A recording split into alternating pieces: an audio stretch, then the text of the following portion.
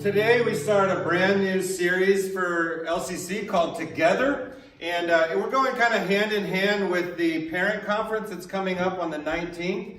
And our whole idea behind this orange thing that you're going to be hearing more and more about, and the parent conference, is that when the light of the home and the light of the church come together, they create this orange thing. And so we want your home and the church to come together and be one thing, not be separate things. Not that you are like, oh, we go home and then we don't care about church anymore, or we go to church and we just ignore what's going on at home. But to bring these things together so that not only in parenting, but just in how you live your life, that the things of your home and the things of the church would not be compartmentalized into different areas anymore.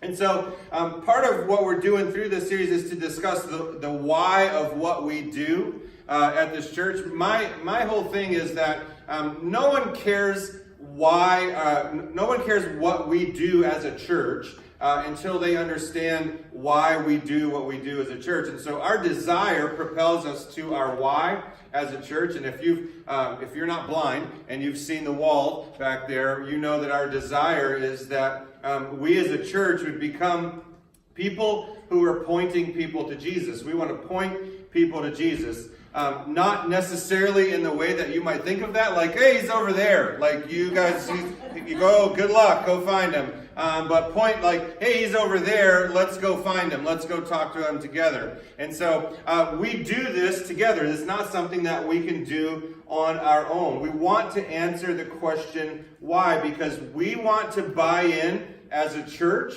And so once we buy in as a church and as individuals, I believe that we can take that out into the world and say, this is why you should buy into this as well. This is why this matters.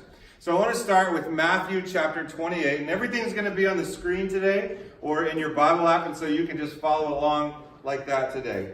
In Matthew chapter 28, here's what's going on. Jesus has already died. Jesus, he was crucified, he died, he was buried. 3 days later, he defeated death. He rose from the grave. He appeared to some disciples in a little like clandestine meeting room and said, hey, one day I want you to go up to this mountain and I'm going to meet you up on that mountain. I got some more things to tell you when we get up there. And so Matthew chapter 28, verse 16, he gives what's typically known as the Great Commission. It says, then the 11 disciples went to Galilee. Some of you might be wondering, like, there used to be 12 disciples. Well, Judas betrayed Jesus and hanged himself, so he's not going to show up for the meeting. All right, you get what I'm saying? The 11 disciples went to Galilee, to the mountain where Jesus had told them to go. When they saw him, they worshipped him, but some doubted. Then Jesus came to them and said, all authority in heaven and on earth has been given to me. Therefore, go and make what?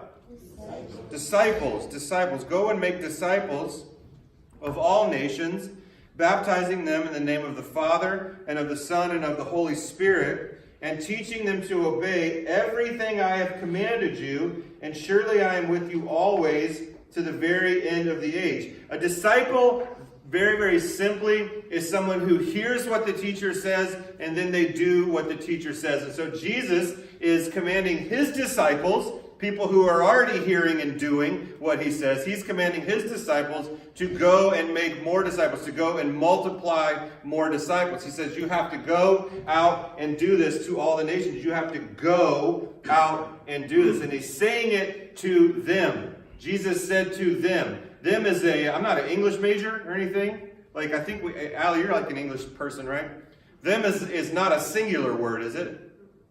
No, them is a plural word, so he said it to them, which means he's also saying it to us, meaning that we need to go, baptize, make disciples, teach them to obey commands. He says we have to go, and I think that's an important note because people are not flocking to church anymore. Now, I remember, I'm old, I remember September 11th. Everybody came to church the Sunday after that. Because it was a big national tragedy, and everybody was scared, and it was a big thing. And people flocked to church for a little bit, but then when everything was okay, like, oh, I don't need the medicine anymore, they kind of have left. And I don't know if churches have necessarily given enough reason for people to come back. And so Jesus says, you have to go. And we go, we tell them why. We go and we show them why. We go to do that. He says, go and baptize. This is an often misunderstood, controversial subject in Christianity, is baptism. But Jesus said, you have to go and baptize people. Not like against their will. You know what I mean? Like, you're not sacking people into ponds in Jesus' name, and it's like, that's not what we're talking about. But go, and this is someone saying yes to Jesus. This is someone surrendering their life. And then Jesus says, you have to teach them to be obedient. Please understand, and if you don't know this already, you may have just woken from a coma. Being obedient is not our default reaction. People make fun of me, like my staff makes fun of me, and the other ministry team leaders make fun of me because my default reaction to anything they ask me is no. No, we're not doing that. And then I go and think about it for like a week, and I'm like, yeah, you know what? That idea is really good. I should present that like it was my own. No, but we have to teach people to obey. And what I mean by that is not standing on a soapbox somewhere saying, hey, you should obey Jesus. This is what it looks like for you to obey Jesus, standing on this box. We have to teach people to obey by showing them that they matter, by showing them that the words of Jesus actually matter in our life. And we do that together. Right? There's not one of us in this crowd that goes out and does that for everybody else. It ain't me going out and doing that for all of you. It's us doing this together. And so we as the church, we need to be obedient so that we can show others what it actually means to be obedient. Now, please understand, I know that this is a lot, and it can seem extremely daunting to go into all the world and baptizing people and teaching them to obey. I know that can be a lot, but I also know that we can do more together. We may not get everything done, but we can do so much more. We can do more together. Now, I want to dissect that phrase, we can do more together, because that's our theme for this whole series and for the whole parent conference, for everything we're doing for the next 6 weeks. We can do more together. Let's look at we. Jesus himself, when he was on earth, he chose a ragtag group of people to follow him. Fishermen, sailors, doctors, hated tax collectors. These are the people that Jesus chose to follow him. Now, as I sat in my office this week and I thought about Liverpool Family, this church where you're at right now, I thought about our people and like the group of people that he chose to put together in this room. And so this is what I saw. This is what I see in this church, okay? So just listen to this for a second. Jesus put together well-paid professionals, computer guys and gals, baristas, mechanics, nurses, married people, single people, divorced people, widows, retirees, alcoholics, recovering alcoholics, users, abusers, abused, healed, crazy handsome pastors, lawyers, Republicans, Democrats, war vets, thieves, construction workers, artists, accountants, and literally every single thing in between. All of us, with all of these things that we do, we make this beautiful disaster called we. And we come together in this place, and it is absolutely beautiful. Not one of us is perfect. We're each on our separate paths toward Jesus. We're walking toward Jesus, but we're all at different places. But we're together when we do this. We are together when we do this. Now, I think it's beautiful because we don't all have to be the same to be one. We don't have to be the same person to be one. Thank God for that we're not all in here looking like me. I mean, I know some of you have goals. It's fine. But we don't have to be the same to be one. Look at this prayer that Jesus made for you. This prayer that Jesus made for you in John chapter 17. He was praying for his disciples, and he says, my prayer is not for them alone. I pray also for those who will believe in me through their message, that all of them may be what? One. Father, just as you are in me, and I am in you, may they also be in us, so that the world may believe that you have sent me. I have given them the glory that you gave me, that they may be what? One, as we are one. I in them and you in me, so that they may be brought to what? Complete unity. That's one. We should be one. Then, after we have complete unity, once complete unity, or I would say even, like, if we could get to 30%, we'd be doing pretty good. But after complete unity, then the world will know that you sent me and have loved them even as you have loved me. Jesus wants the we of Liverpool family to be united, to be one, to be together. The next word is can. We can. We all have different abilities. All of your paths that you've been on in your life. If you ever think about it, it's really crazy. It's really crazy. Go sit with somebody that you've just met who's like 50 or 60 or 70 years old and start thinking about like that they were born in some town in the Midwest somewhere and you were born up here in the Northeast or whatever. And then all of your paths for all of this time and all of this life led you to that breakfast table. That's like mind-blowing. That's mind-blowing. But all of those things that led you to the seats that you're in right now have shaped who you are and give you a unique can that someone else doesn't have. And I think that's exciting because we can do more together. To me, that word can, that ignites excitement in my soul and makes me want to do more and more and more. Like if I think about the amazing possibilities of the things that we can do, I get really excited. Look at the next word, do. We can do. Everything about real and biblical faith means that you're doing something. Look at this passage from James chapter 2. He says, "What good is it, my brothers, if someone claims to have faith but has no deeds? Can such faith save them? Suppose a brother or sister is without clothes and daily food. If one of you says to them, 'Go in peace,' keep warm, well fed, but does nothing about their physical needs, what good is it? In the same way, faith by itself, if it is not accompanied by what? Action, is dead. But someone will say, 'You have faith, I have deeds. Show me your faith without deeds, and I will show you my faith by my deeds.' The husband who proclaims his love for his wife and mistreats her is a liar. He does not love his wife. The employee who says, 'I love my job,' and does a piss-poor effort every time they are there does not love their job. You guys get what I'm saying? And so if we're going to say we have faith, we have to do. Having faith just means that we are going to be doing something. Believing is doing. Faith is active or it is not faith. And if we're going to say that we have faith, then we need to understand that biblical faith is doing something about it. It's not just having that in our brain, but it's doing something about it, or else it's not faith. So we can do, and we can do more.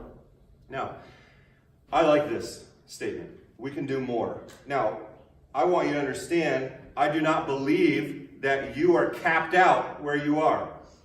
I do not believe that you are capped out in your seat, that you're done. I do not believe that we or a church is capped out where we are. Now, what I want you to understand is I can feel you pulling away from me when I say this. Like this idea of we can do more, I can feel you going, like I'm already tired, I'm already overwhelmed, I'm already doing this thing and this thing and this thing, and I get that, I understand that. But I wanted to let you know, I fully believe that you're not capped out. But I also think that you do too much stuff by yourself. You do too many things alone. Plus you have the last thing I'm trying to do here, trust me, is to tell you that you're not good enough and you're not doing enough, and like that every commercial that you watch on TV tells you how you're failing at life, right? Your laundry detergent is wrong. Why are you using Tide?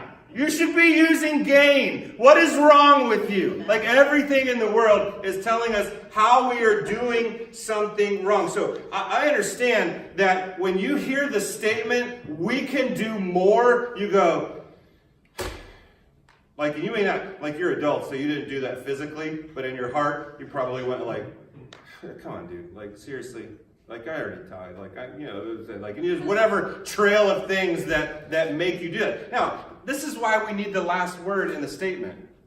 This is why we need the word together. Because if you just hear the statement, we can do more, it immediately sparks a feeling of guilt and unworthiness. Am I wrong? Like if you worked all day and then why you got an A, why wasn't it an A plus? You know what I'm saying? Like this idea of when you hear this statement, we can do more, it sparks this guilt, like I'm already tired, I'm already doing so many things. And then we feel like we can't even rest like Jesus commanded us to. So, we can't stop at we can do more. We have to add the last word. We have to say together, we can do more together. Together, to me, is such a powerful word. It's such a powerful word to me. It just means that you're not alone anymore.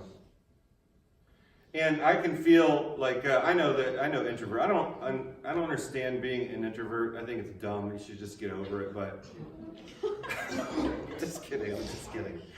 I'm just kidding. But I want to say, like, if you're introvert, like even introverted gamers play online with other people.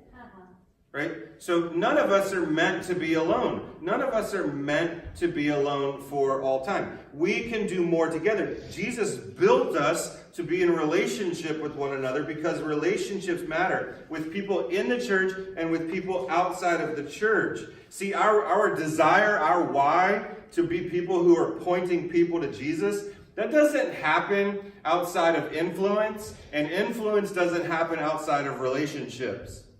So we can do more together, meaning that we, the collective we, the hodgepodge of people at Liverpool Christian Church, we can do more together because we are joined to operate in such a way that our why or our desire is accomplished. To point people to Jesus. We can do more together. Please understand, when we say that statement, your task, or the task that Jesus puts in our minds and in our hearts, we are not doing that alone. Our task is not left up to just us. Raise your hand if you hate doing dishes. Right? Basically a prison sentence. Right? I don't care if you have a dishwasher.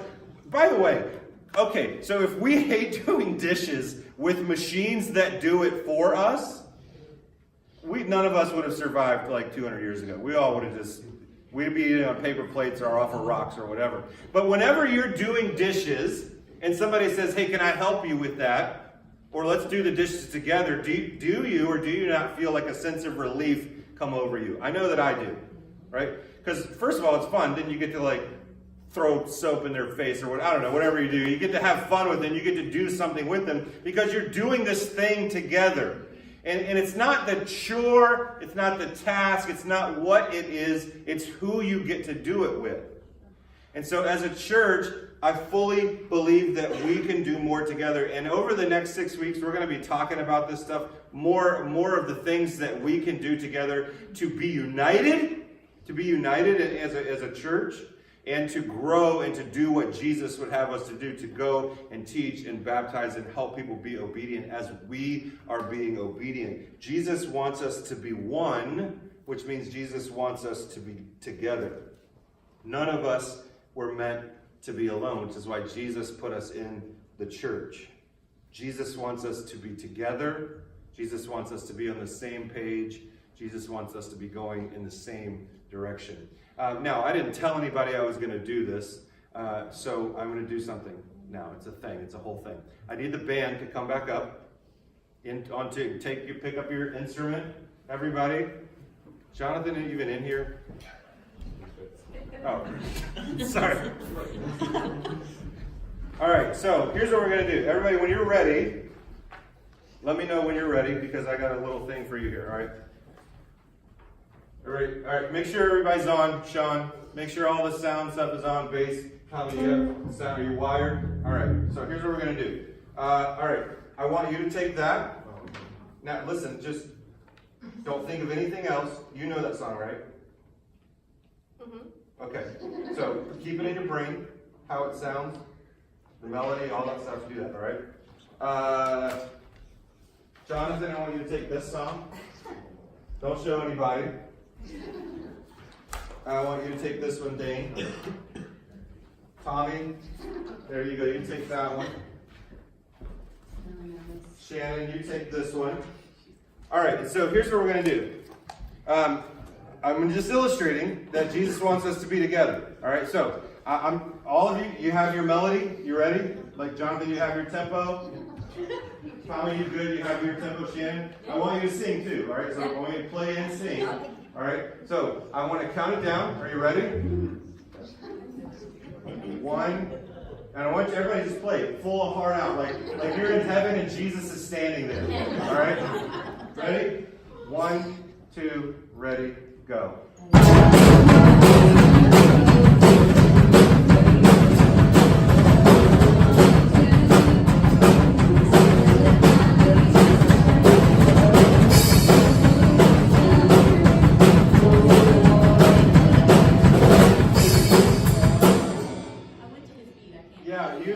Jonathan led you too much. All right, so listen, it sucks, right? It sucks when we're trying to do things, the same things, but we're not together. It's terrible. Like, could any of you follow what was going on there? Probably not. You could probably pick out a couple things because, you know, like Jonathan. Okay, right? So you know that. You could pick that out and you maybe knew like that was a song that you've recognized before or something like that. But they were doing all the same thing, but they were not on the same page. They were not together. They were not together. And so as a church, this is what we look like if we're not together. If we're not on the same page. And so this is why it's important for us to know our why. This is why it's important for us to know that we can do more together. Now, I want to try it again, but I want you all to be on the same page with your last song. You ready? Yeah. So go ahead and go. Yeah. It's already better. Right? Same page.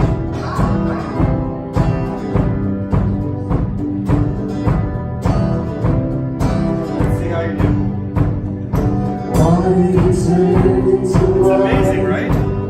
They're on the same page. They're singing the same song. So let's stand and let's sing it with them.